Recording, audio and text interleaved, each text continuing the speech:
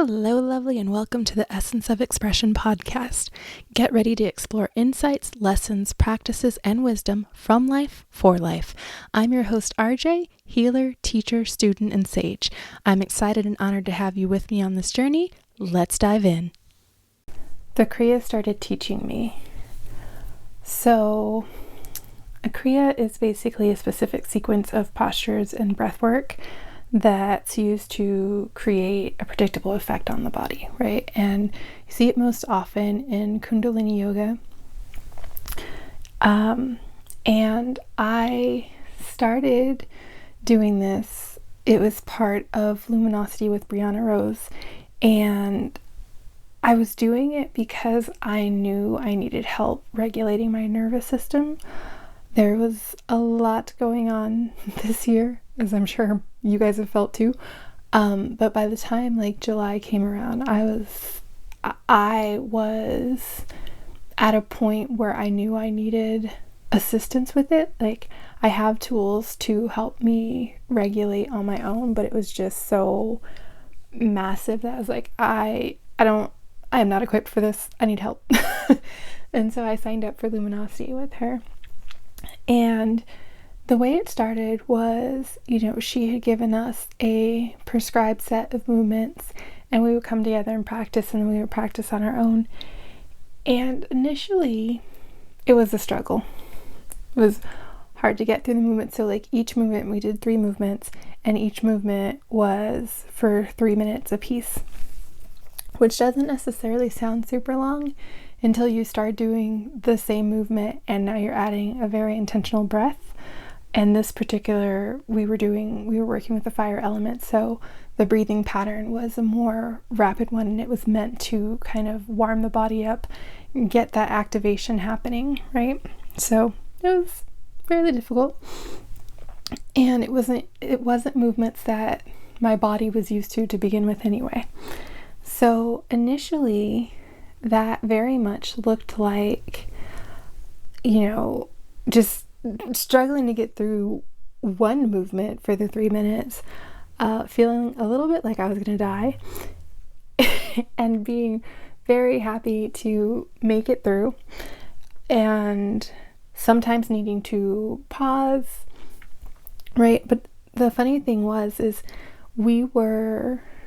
now while you do want to do the movement and the breath, and you do your best to keep the movement and the breath as true to the format that you're given, you are allowed to adapt it, right? Because part of this practice is really about learning to listen to your body and adapt to what it's needing while still being able to continue what you need to do, but not in a way where you're forcing it and just not listening to your body. But even though that was allowed and that was, a viable option, so you could change the breath if you needed to modify the arms, you could do that. There were so many things that you could do. And initially, for me, what would happen is it would be a pause, right? I didn't know how to adapt appropriately. It was I could do it or I could not do it, and that's all I had, right? Which was also very reflective of where I was and where I was feeling in terms of consistency, right? It's the energy's either there to do it and you can do it full out, or you can't, or you're not showing up. And so it was a struggle to learn to adapt at times, and I got better with it as time went on, right? And so the initial challenge that I signed up for was for 21 days, and we were encouraged to post on social media, as a way to be accountable, and also within the group. It was really loving, great community. And so as this practice became more my norm, right, a couple of things started to come up for me. And one of those things was to root and not brace. And what I mean by that, it was how I was choosing to keep myself steady, the parts of my body that was supposed to be still, how I was choosing to study them initially was with this tight contracted core, as though I was bracing for someone to sucker punch me, versus being able to relax my body and just connect more with like the floor or whatever was supporting me, right? And still have my body be in a relaxed state, which is what the rooting was, right? Like, how do we get more secure and firm, but not in a way where like I'm tensing everything up and contracting like I'm going to take some sort of hit. My body is still in expansion and it's still safe and it's steady. So that was the first thing that it began to teach me, was rooting and not bracing. And then it started to teach me through my body answering questions, right? So if I enter into this practice with a question beforehand and kind of like give myself a minute to sit with it, but then go into the movements and the breath patterns that I'm working with, there would be answers that would just bubble up. And not in the logical sense. I mean, sometimes it was just like, oh, here's this stream of thought. Almost like this paragraph got inserted as the answer into my head. But a lot of times it would be in the practice itself, like how I would falter or not falter, or how I would make it easier, or where I would find my stride, and paying attention to things like that. So my body began to answer my questions. And the practice was also me learning how to balance expanding capacity without forcing, right? So this really interesting dance between like, okay, like these movements are not natural to me, right? They're hard. My muscles are on fire. And learning to kind of know the nuance between, hey, this is where I'm being stretched, versus my body cannot handle this right now. I need to change it a bit so that I can keep going and not damage my body, right? So that middle ground of like listening to your body, because it's like, this is now not the like burn of like, hey, we're stretching, we're working muscles. This is like, my shoulder is in pain, right? And knowing the difference between the discomfort and the pain. And so we can push through the discomfort, right? Like we can continue on through the discomfort, but when it actually becomes pain, like that, you need to be adapting that. We don't continue in the pain. We continue in the discomfort. So toward, I completed the 21 days, and then I stayed in the group for a little bit longer. And with that, whenever the next Kriya was being introduced, it was also mentioned that like you can also create your own. And something inside me went, bet. And that's what I've been doing, has been creating my own since then.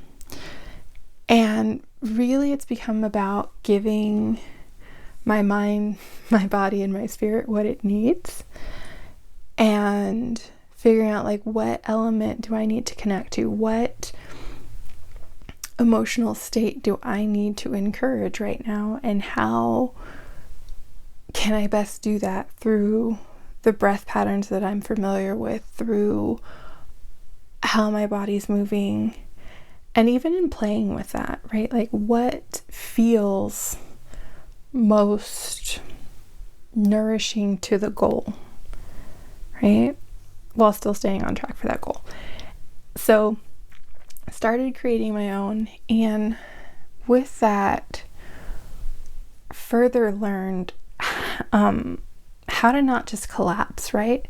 Because a lot of times we will set out to do a thing, and then we like keep pushing and pushing and pushing to do a thing, and then like when it's finished, it's like, okay, we fall apart.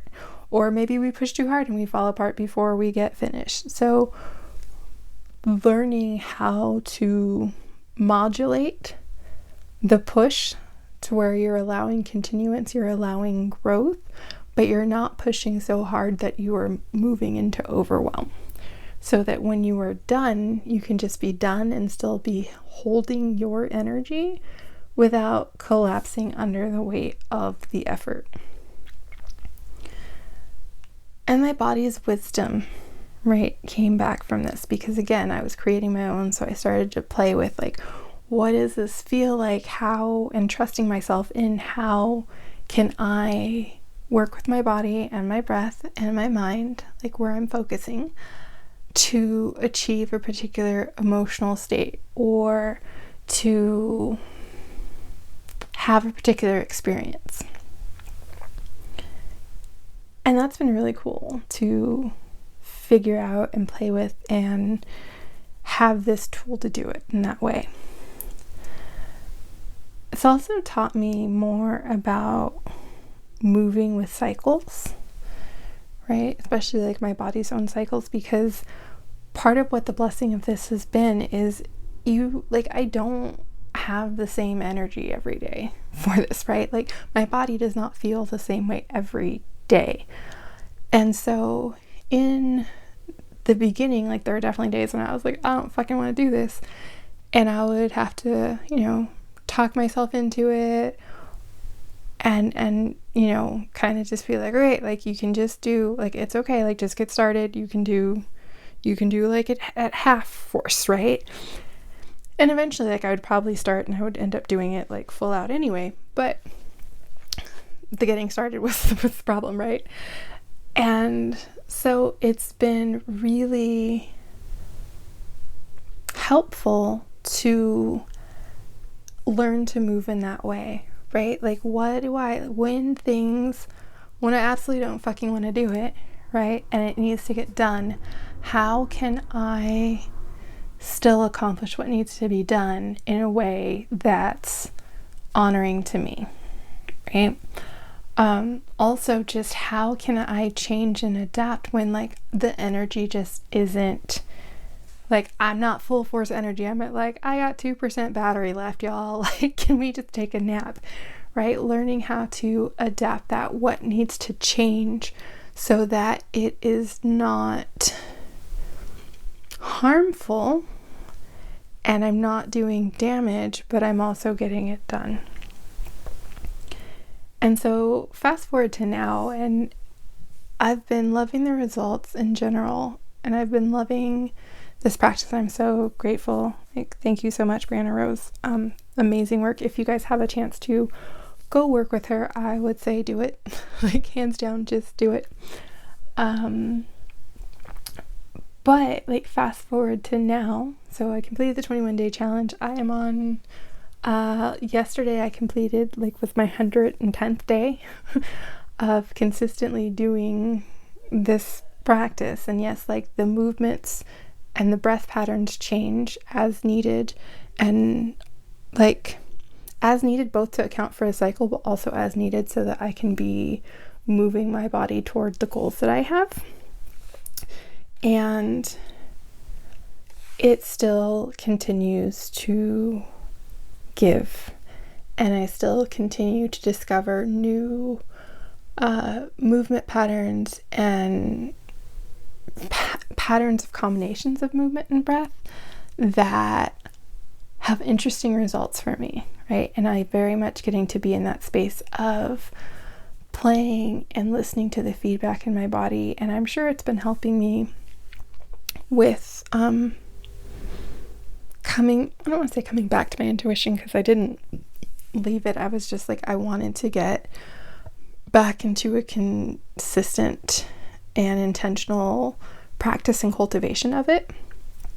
And so like I'm doing intuition school as well, but I'm sure that this practice is helping bolster that practice, because a lot of this practice is tuning into the feedback that my body is giving me, right? And learning to work together with all the pieces, as opposed to like sometimes you do work that's just somatic, and so like your body and maybe your breath get included, but sometimes like the mind gets left out a little bit, or sometimes you're really in your head and doing something, and like then the body and the breath go away.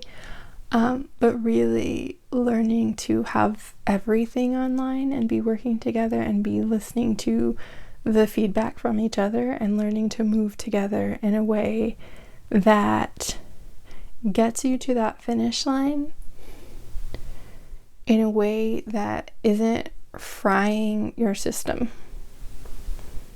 So that's what I've been learning so far with this practice, and I don't know when I'll stop this practice, if I'll stop this practice, who knows? I don't know. I didn't think I was going to do 110 days of it. When I first started, I wasn't sure I was getting through the 21 days that was actually the challenge. But like now, you know, I don't necessarily post daily for the accountability because I don't need it. Like my body likes it.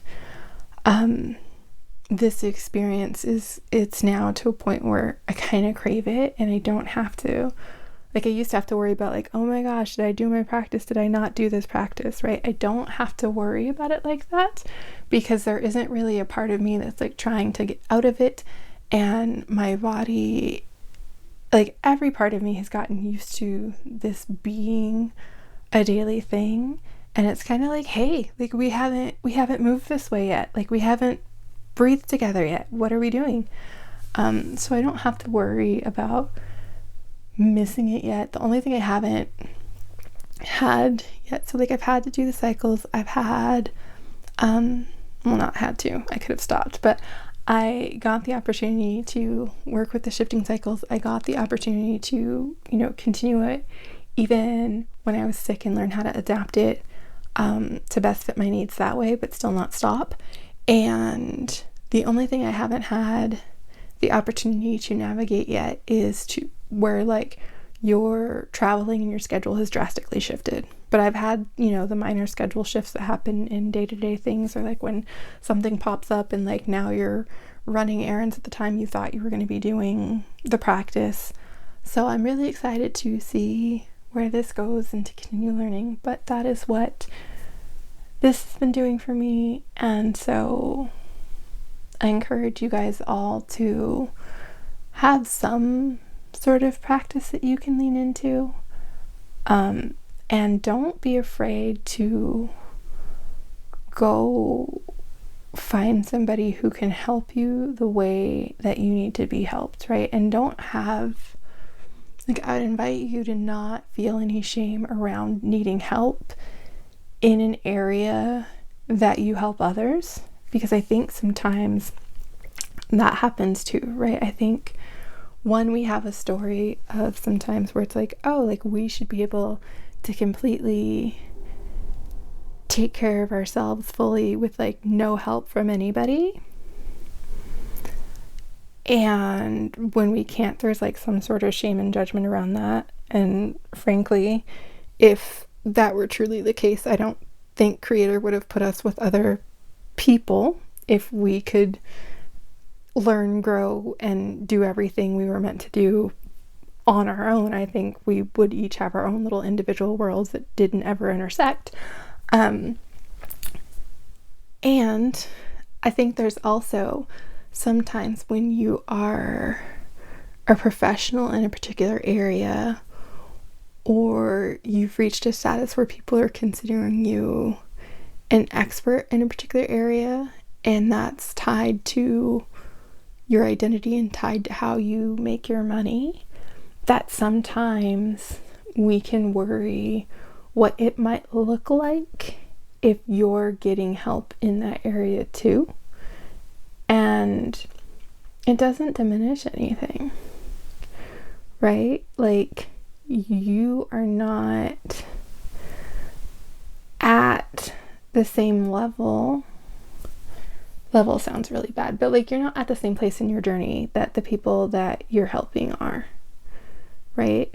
And so even though there's someone who's helping you, one, it doesn't necessarily, like, it's not a comparison game, right? Like sometimes life is very, very big, and sometimes we need support and we need to lean into our communities and our resources to grow through it, right? So it's not a comparison game. It's not a like, oh, maybe I lose people to this person that I'm getting help from because I see I'm getting help from them, right? It's not that, because sometimes that person is never going to be for the people that you help, right? Sometimes they might, but if your people are for you and you're the person that's for them, for what they need at that moment, like, they're still going to be coming to you. So if you find yourself needing help, like, don't be afraid to get it, whatever the reason is, right? Like, if you need that support, and don't, like, I'd invite you to release any judgment you have around getting the support in general, but also, like, if you need to pay for the support that you need, like, do it. It's okay. Thank you for your time and attention. If you enjoyed this episode, follow the show. If someone came to mind while you were listening to this episode, please take a moment to share it with them. If you're interested in joining a community and diving further into these topics, please visit theessenceofexpression.com/community and request to join our community group. Thank you. I hope you have a wonderful rest of your night or day, and I'll talk to you soon. Take care.